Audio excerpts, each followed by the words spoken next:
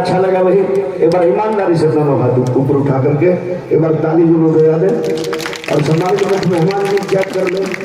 जिसने हाथ नहीं उठाया उसके मन में खोट है।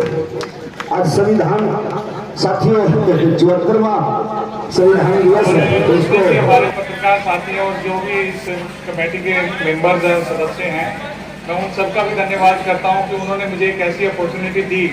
अभी तक सच कहूं तो वो जागरण ही देखा करते थे हम लोग बचपन से, लेकिन जो मंजीत मेहरा भाई ने समा बांधा हुआ था, और हालांकि कुछ मैं शादी में से आया था अभी, लेकिन उठने का मन नहीं था कि ये बीच में जो प्रोग्राम इन्होंने रखा है, बट मंजीत मेहरा का जो है लगातार रिदम बना हुआ था, उस रिदम से मैं इतना एंजॉय कर रहा था बैठा हुआ कि मुझे लगा कि रियली में मंजीत भाई ने जो व्याख्या की है, संविधान हमने भी पढ़ा, आपने भी पढ़ा, बच्चे भी आजकल पढ़ते हैं क्योंकि बुक में एक सिलेबस भी है, लेकिन जो मंजीत भाई ने संविधान की और हमारे अधिकारों की व्याख्या की है और जिस रूप में की है, और मतलब एक मंत्र मुक्त करके हमें उसमें इन्वॉल्व करके किया, रियली मैं मंजीत भाई आपका कायल हो गया कि इस तरह का प्रोग्राम मैंने आज तक जीवन में नहीं देखा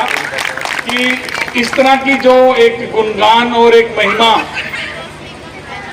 का जो चर्चा हुई, जिस प्रकार से संविधान भी आ गया और बाबा साहब को नमन भी हो गया और उनको श्रद्धांजलि भी दी गई, तो मैं तहे दिल से धन्यवाद करता हूं पूरी टीम का आपकी, क्योंकि आपका जो टीम वर्क भी था और पीछे से भी मैंने देखा कि आपका कोऑर्डिनेशन इतना अच्छा था, तो रियली में अच्छा लगा। और कभी हो सकता है मैं आपको तंग भी करूंगा भविष्य में कि कहीं ना कहीं आपका ये प्रोग्राम हो सकता है मैं ही ऑर्गेनाइज करवाऊं, तो मैं इन्हीं शब्दों के साथ ज़्यादा बीच में ना बैठते हुए और धन्यवाद करूंगा पूरी टीम का, आप सभी का, आप प्यारे आशीर्वाद हम सब पे है।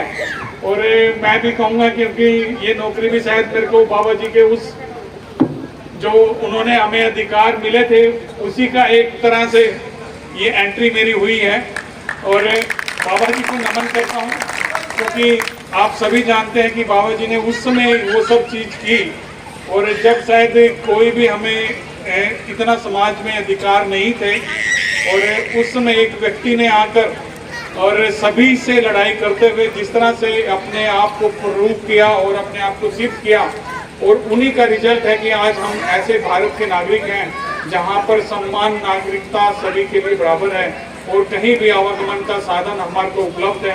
तो इन्हीं शब्दों के साथ मैं पूरी टीम का आपका धन्यवाद करता हूँ कि आप लोगों ने मुझे ऐसे एक अपॉर्चुनिटी दी जहाँ मैं शामिल हुआ। सरकार भी कहती है कि गीता पढ़नी चाहिए, मैं भी कहता हूँ कि पढ़नी चाहिए, बहुत अच्छी। जो कहता है गीता पढ़ता है तो मैं उसको पढ़ता हूँ कि गीता में क्या लिखा है। भगवान कृष्ण जी कहते हैं कि शूद्रों ब्राह्मणों को मैंने अपने सर से बनाया है, शूद्रों को पैरों को बनाया है। भगवान कृष्ण कहते हैं। गीता नहीं पढ़ोगे तो आप कहेंगे तो ब्राह्मण ने कहा, पंडित जी ने कहा। गीता में कृष्ण जी कहते हैं और इनका काम क्या है, दूसरों की सेवा। कर्म करो पर फल की चिंता मत करो। खुद कहते हैं कर्म करो फल मिलेगा। तो इस चीज को आपको समझ होनी चाहिए कि जो चीजें हैं इनको पढ़ोगे और क्या पढ़ना है वहां से पता चलेगा। तो इसलिए ये मैं नहीं कहता कि ना पढ़ो, मैं कहता हूँ पढ़ोगे तो जानकारी होगी, नहीं तो हाथ जोड़कर मत्था टेकोगे तो कुछ नहीं पता चलेगा।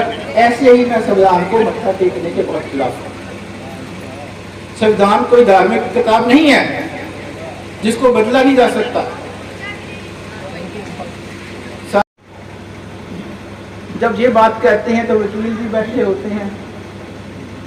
मुझे बड़ी अचरज होती है कि यार ये संविधान के लिए हम जानकारी कैसे ले आएंगे। संविधान तो कानून की बहुत जटिल किताब है जिसके एक लाइन को समझने के लिए सुप्रीम कोर्ट की जजों का 5, 7, 11 जजों का बेंच बैठता है और महीनों तक सुनवाई करता है, फिर फैसला करता है कि इसका मतलब क्या है। क्या हम समझ पाएंगे? क्या हमें क्या चाहिए? अगर हम बाबा साहब की जीवनी पढ़ लें, जो गली गली संविधान बांट रहे हैं, संविधान के लिए संविधान की उद्देश्य का ही काफी है। और संविधान में जो दिए हुए हमारी ड्यूटीज और अधिकार हैं जो 2 पेज में आ जाते हैं वो भी काफी है, क्योंकि संविधान के नाम पर हम पूजा शिक्षा का सिरताज कौन है, कोई बता सकता है? शिक्षा के सिरताज है ज्योतिबा फूले। सही मायने में अगर इस देश का कोई राष्ट्रपिता है तो ज्योतिबा फूले से बड़ा कोई राष्ट्रपिता नहीं है। मेरी बात समझ कि नहीं? क्योंकि ये वही ज्योतिबा फूले है। इस देश में महिलाओं को पढ़ने का अधिकार नहीं था। मेरी बहनों, तुम्हें पढ़ने का अधिकार नहीं था। ये पढ़ने का अधिकार किसी ने अगर दिया तो ज्योतिबा फूले ने दिया। तुम्हारे लिए कोई माता रानी है तो सावित्रीबाई फूले से बड़ी कोई माता रानी हो नहीं सकती। कैसे? जरा गौर से सुनने जा रहे हो के साथ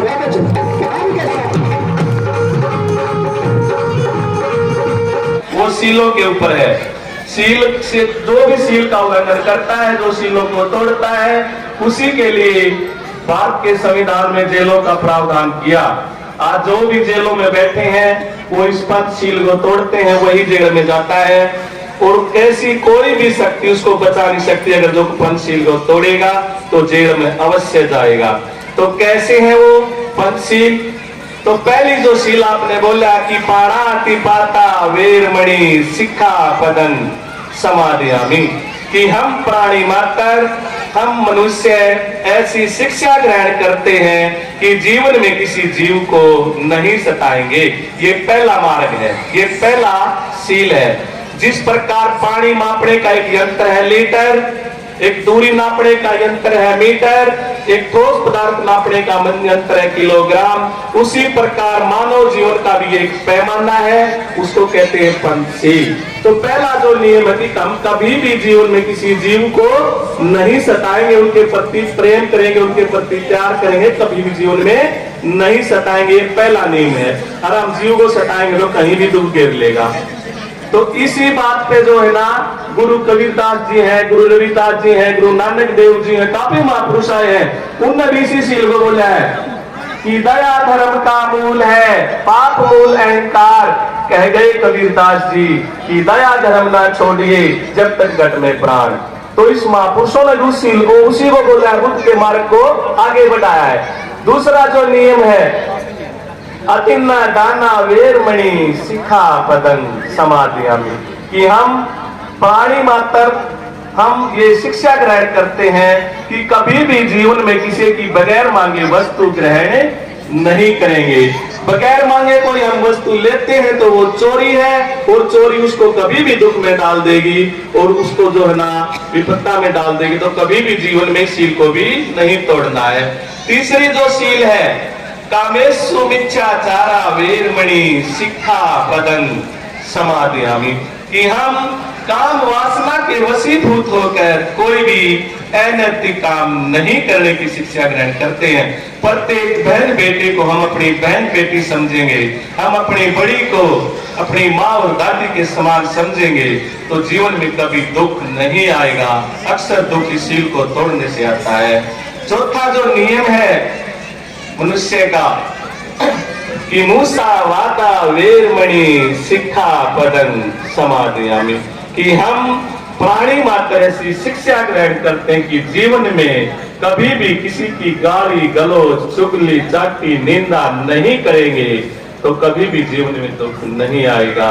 अक्सर वाणी से दुख आते हैं, वाणी का जीवन में बड़ा महत्व है। एक वाणी ही, एक शब्द गलत निकल जाए मुख से पूरा जीवन को बर्बाद कर देता है, और एक शब्द ही कोई ऐसा निकल जाए कि पूरा जीवन को आबाद कर देता है। तो वाणी का शरीर के अंदर सबसे बड़ा महत्व है। तो इस पर गुरु रविदास जी ने, कबीरदास जी ने, नानक जी ने बोला है कि ऐसी वाणी बोलिए मन का पाठ खोए, औरन को भी शीतल करे और आप भी शीतल होए। तो वाणी से बढ़कर कोई भी शरीर का सबसे जो महत्वपूर्ण और वाणी है, तो वाणी को संयम में रखना, कभी किसी की चुगली जाति निंदा मत करना, दुख नहीं आएगा। पांचवा जो नियम है वो जटिल है और अक्सर हमारे परिवारों में तोड़ देते हैं। सुरा मेरिया मध्य पमादस्थाना वेरमणि शिखा पदन समादयामि, कि हम मनुष्य मात्र ऐसी शिक्षा ग्रहण करते हैं कि जीवन में कभी किसी प्रकार का नशा नहीं करने की शिक्षा ग्रहण करते हैं, क्योंकि नशा जो है ना जीवन को बर्बाद कर देता है। जिस घर के अंदर नशा प्रवेश कर जाता है उसके अंदर अकाल के दुर्भिक्ष मंडराते हैं, औषधियां निष्फल हो जाती हैं और हर समय दुख ही दुख होगा और उस घर के अंदर, उस परिवार के अंदर हर चीज का अभाव ही अभाव होगा। तो हे मनुष्य, जीवन में नशा मत करना। नशा कलह और अकाल की जननी है, तो इससे दूर रहना, इससे विरत रहना, इससे बच के रहना। बुद्ध कहते हैं कि हे मनुष्य, आपको अगर नंगी तलवार के सामने खड़ा कर दिया जाए, अगर आपको जिंदे से आए तो भी इतना भयभीत मत होना, क्योंकि शेर आपको छोड़ सकता है, आप पर दया कर सकता है, लेकिन नशा आप पर किसी प्रकार की दया नहीं करेगा।